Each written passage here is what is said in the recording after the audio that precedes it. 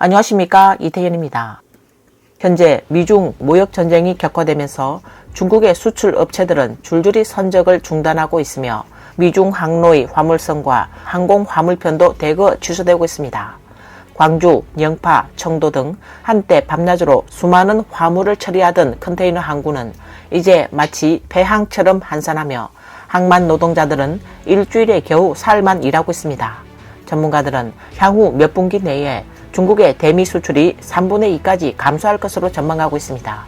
무역전쟁이 시작되자마자 항만에는 컨테이너가 산더미처럼 쌓여 있습니다. 경제 압박 속에서 중국 민중들의 감정은 점점 더 침체되고 있습니다. 인터넷에서는 네티즌들이 나무 껍질을 어떻게 먹는가에 대해 토론하고 있으며 어떤 네티즌은 햇볕에 말리기, 가루로 빻기, 체에 그르고 쪄먹기까지 자세히 공유하면서 현재의 생활 고난을 풍자하고 있습니다. 나무 껍질을 씹어요? 아빠의 막대기는 어디에 있나요? 나무 껍질과 나무 사이에는 하얀 막이 한 겹 있어요. 이 부분은 먹을 수 있습니다. 약간 단맛이 납니다. 양황차 나무는 사실 생으로 먹을 수 있습니다. 이 나무는 전체적으로 독성이 없습니다. 그 어린 줄기나 잎을 물에 데치면 먹을 수 있습니다. 바로 먹거나 무쳐 먹으면 됩니다. 염증을 완화하고 감기 치료에 일정한 효과가 있습니다. 미국이 중국산 상품에 대해 245%의 관세를 부과하기 시작하면서 중국의 대미 수출 체계에 심각한 충격을 주고 있습니다. 절강성, 광동성이라는 두 개의 대형 수출성에서는 공장들이 가동을 멈추고 원래 수출 예정이었던 상품들이 창고에 대량으로 쌓여있는 상황입니다. 최근 중국에서 열린 광주교역회에서는 미국으로부터의 주문이 사실상 전면 중단되었고 시장은 마치 동결된 듯한 모습이었습니다. 중국 대외무역 기업들은 심각한 시련에 직면해 있으며 많은 공장들이 주문이 없어 폐업 위기에 놓여 있고 더 많은 실업자가 발생할 것으로 예상됩니다. 민간에서는 부정적인 감정이 만연하고 있으며 인터넷에서는 나무 껍질을 어떻게 먹는가라는 방법이 퍼지고 있습니다. 오늘은 이와 관련된 주제를 함께 이야기해 보겠습니다. 우리 공장은 이렇게까지 침체된 적이 없었는데 미국의 이번 관세 전쟁으로 정말 힘듭니다. 주문은 중단됐고 언제 받을지 기약도 없습니다. 작업장 기계실도 이미 가동이 중단된 상태입니다. 미국을 주요 수출국으로 하는 다른 공장들의 상황은 우리보다도 더 나쁩니다. 우선 첫 번째로 소주 공장이 지금 인력이 필요한지에 대해 말씀드릴게요. 현재 소주의 대부분 공장은 인력이 부족하지 않습니다. 현재 채용하는 인력 대부분은 여성 근로자 위주이며 남성 근로자는 거의 필요로 하지 않습니다. 두 번째, 소주의 전자공장이 지금 주문이 있는가에 대해서 말씀드리자면 현재 많은 공장이 주문이 많지 않고 설령 주문이 있더라도 채용을 하지 않는 경우가 많습니다. 그는 세 번째로 공장에서는 더 이상 학생 근로자를 채용하지 않고 있습니다. 일부 학생들이 여름 방학을 이용해 아르바이트를 하려 하지만 공장에서는 이제 이런 학생 근로자를 더 이상 받지 않습니다. 라고 말했습니다.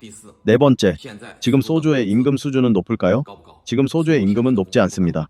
평균적으로 손에 쥐는 월급은 약 4,000위안에서 6,000위안 정도입니다.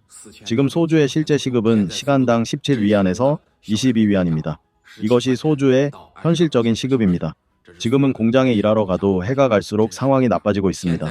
많은 공장들이 이전하거나 문을 닫거나 어떤 공장 사장님은 공장 자체를 팔아버리기도 했습니다. 지금의 공장은 예전과 다릅니다.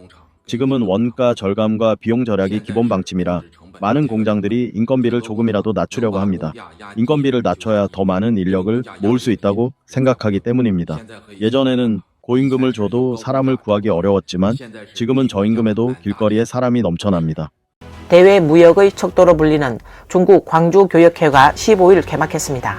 트럼프 미국 대통령이 관세를 다시 꺼내던 이후 다수의 참가 업체가 말하길 올해 미국 바이어들의 주문이 사실상 전면 중단됐고 유럽연합 바이어들 또한 대거 감소했다고 밝혔습니다.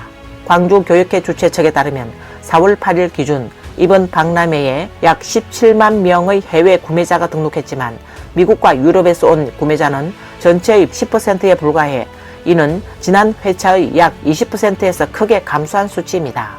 실제 수치는 이보다 더 나쁠 것으로 보고 있습니다.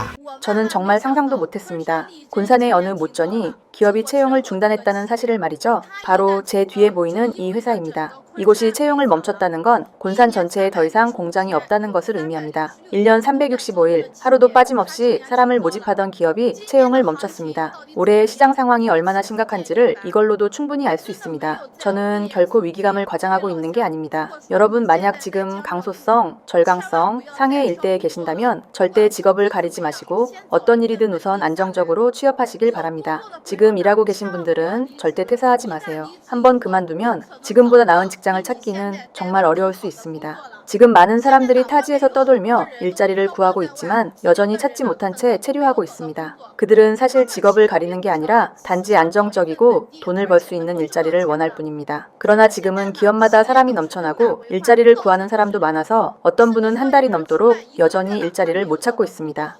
미중 무역 전쟁이 우리 공장에 어떤 영향을 미쳤는지 아시나요? 저희는 복건성 진강에서 40년 가까이 신발 공장을 운영해왔고 그동안 20여 개 브랜드의 OEM 생산을 해왔습니다. 이 20여 개 브랜드 중 절반 이상이 미국 브랜드였다는 뜻입니다. 즉 미국에서 들어오는 주문의 거의 50%를 받을 수 없다는 뜻입니다. 그 주문들은 이미 다른 데로 옮겨졌고 저희는 더 이상 받을 수 없습니다. 우리 공장에는 3,000명이 넘는 직원이 있습니다. 공장을 멈출 수 없고 생산 라인도 멈출 수 없으며 생산 자체를 멈춰서는 안 됩니다. 그래서 저희가 앞으로 집중해야 할 주요 과제는 바로 자체 브랜드를 육성하는 일입니다.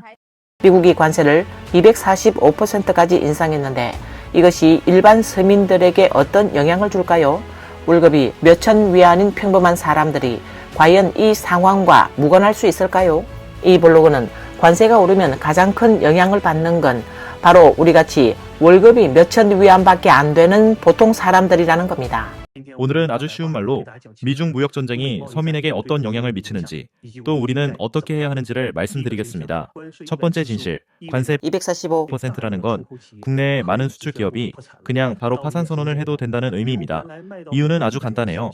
예를 들어 원래 미국에 100위안에 팔던 제품을 이제 미국에선 245위안에 팔아야 하니까요. 이 가격에 누가 사겠습니까? 당연히 팔리지도 않고 결국 중국 제품은 수출이 안 됩니다. 이후에 생기는 건 이 기업들과 연결된 상하류 업체들과 주변 산업망도 줄줄이 붕괴하게 됩니다. 그럼 대규모 실업 사태가 발생하겠죠. 이렇게 실직한 노동자들은 각종 업종으로 흘러들어가서 더 치열한 내부 경쟁이 생깁니다. 심지어 배달기사나 청소 노동자 수준까지 경쟁이 확산되죠.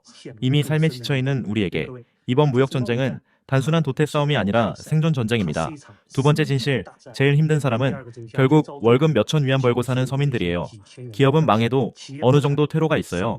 말라 죽은 낙타도 말보단 크다고 하잖아요.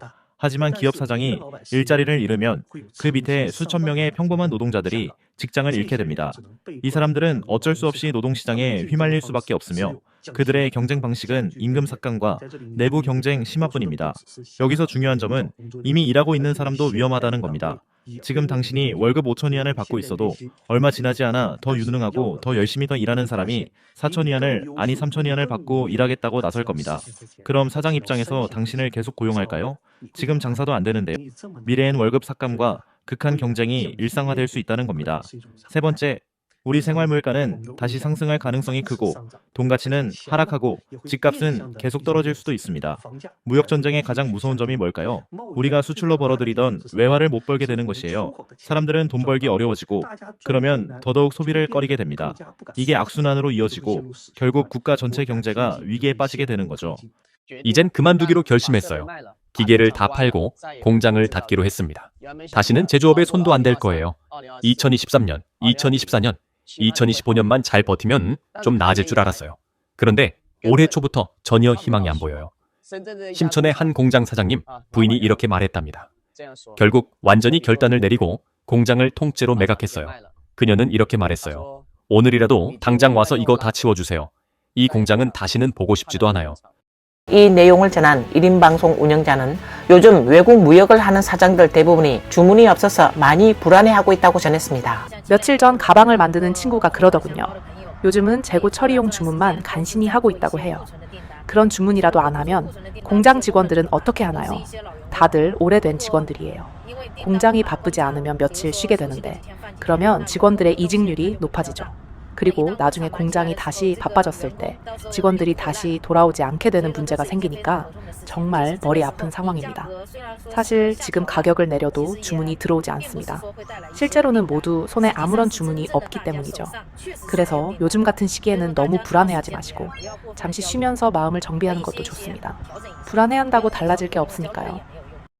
이 몇 년 동안 미중 간 외교 무역 전쟁의 영향으로 많은 대형 공장들, 특히 미국으로 수출하던 대형 공장들이 점차 공급망을 중국에서 베트남, 인도 등지로 이전하고 있습니다. 이번 관세 전쟁은 정말로 제조업, 특히 하청 가공 공장을 무너뜨리는 마지막 지푸라기가 될 수도 있습니다. 여러분도 한번 알아보세요. 최근 얼마나 많은 공장들이 도망쳤는지. 네, 잘못 들은 게 아닙니다. 공장들이 도망쳤습니다. 그러니까 요즘은 정말로 임금이 낮다고 해서 불평하지 마세요. 일단은 버티면서 생활을 유지하는 게 중요합니다. 적어도 먹고 사는 문제는 해결해야 하잖아요. 그렇죠? 예전에 누군가 2025년에는 일할 공장이 없을 거라고 예언한 적이 있었어요. 그때 저는 믿지 않았죠. 이렇게 거대한 중국의 산업 체계와 완전한 생산 체인을 두고 어떻게 일이 없을 수 있겠냐고 생각했거든요. 그런데 오늘에서야 그 말을 믿게 됐습니다. 보세요. 우리 기숙사입니다. 사람이 다 떠났어요. 저 혼자만 남았습니다. 이유는 간단합니다. 공장에 주문이 없기 때문이에요. 그건 외부 요인이에요. 누구나 알고 있죠. 주문이 없는 건 인공지능 때문에 일자리가 사라진 게 아니라 사실 그런 이야기는 다 헛소리에 불과합니다. 그건 일부 기업, 예를 들면 자동차 제조 업체들처럼 AI 설비를 쓰는 기업에나 해당합니다. 그래서 지금은 진짜 공장에 주문이 없는 겁니다. 일하는 게 너무 어렵고 많은 사람들은 결국 실직하고 집으로 돌아갈 수밖에 없는 상황입니다. 지금은 북경, 상해, 광주, 심천 등 일선 도시의 많은 공장들이 거의 문을 닫기 직전입니다. 심지어 강소성, 절강성 같은 공장 밀집 지역의 상황도 전혀 낙관적이지 않습니다. 예전엔 공장에서 사람을 못 구했죠? 그런데 지금은 아예 채용 자체를 안 해요. 왜냐하면 주문이 없으니까요. 공장은 매일 수만 위안의 고정 지출이 들어가고 임대료, 수도세, 전기세, 그리고 직원 급여도 제때 지급해야 하죠. 그래서 많은 사장들이 자기 공장을 팔 생각을 하고 있습니다. 제조업은 중국 사회에 1억 개 이상의 일자리를 제공해왔지만 이번 사태로 인해 약 3천만 명이 실직할 것으로 예상됩니다. 외국 무역의 급격한 침체와 소비 위축이라는 배경 속에서 중국 경제는 심각한 도전에 직면하고 있으며 민간에서는 사회에 대한 비관적인 정서가 점점 확산되고 있습니다. 많은 네티즌들은 나무 껍질을 어떻게 먹는지에 대한 방법을 공유하며 현 상황을 풍자하고 있습니다. 친구들, 여러분은 나무 껍질을 어떻게 먹는지 아시나요? 저는 예전에는 나무에서 껍질을 뜯어내어 바로 씹어 먹는 건 줄 알았어요. 이렇게요. 하지만 사실은 그렇지 않더라고요. 나무 껍질의 올바른 먹는 방법은 그것을 가루로 빻은 다음 체에 걸러서 밀가루 반죽하듯 반죽해서 면처럼 만들어 먹는 거래요. 한번 시도해 볼 만할 것 같아요. 맛이 어떨지는 모르겠지만요. 이 블로그는 장작으로 쓰던 나무를 어떻게 하나 요리로 바꿀 수 있는지를 소개하고 있습니다.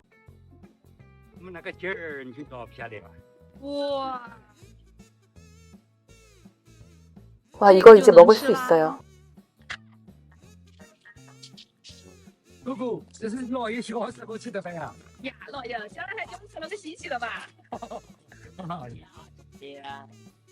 你看，你炒出来的是fru也鲜，就来炒包呀，啥的鲜。哎呀，水果！知道了，姑姑，老爷把菜园门看好都过了啊。就这么这个好是我的。我给你想下去这个。我自愧走才学起，也不真小。还请我的老乡们，我吃两把，让咱们的传统文化焕新光。